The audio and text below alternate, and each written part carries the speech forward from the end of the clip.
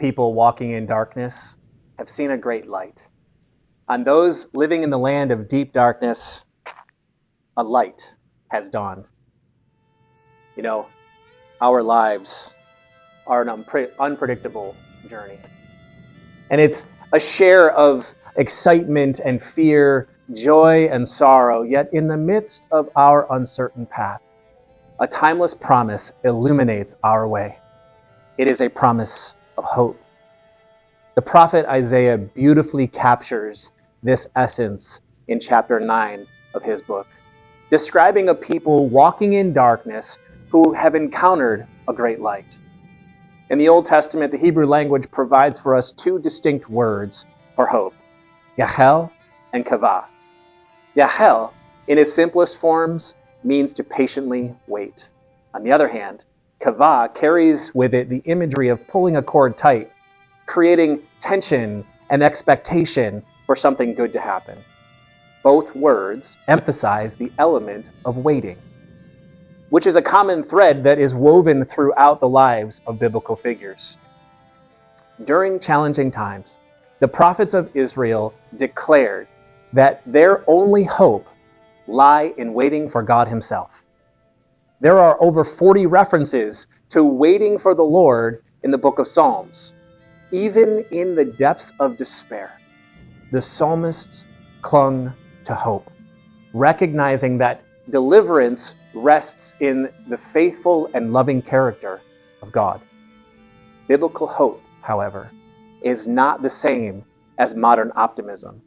Optimism tends to focus on seeing the best in any situation, where biblical hope is anchored in waiting for a person.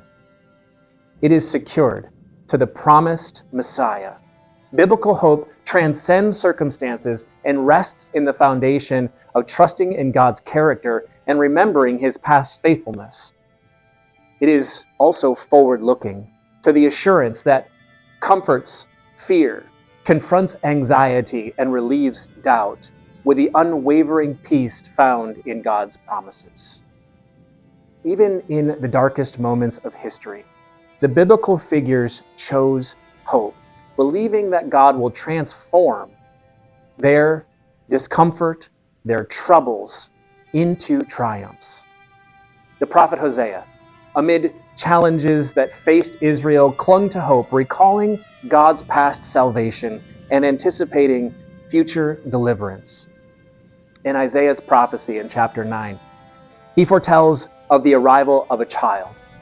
A son is given to us, Emmanuel, Wonderful Counselor, Mighty God, Everlasting Father, Prince of Peace.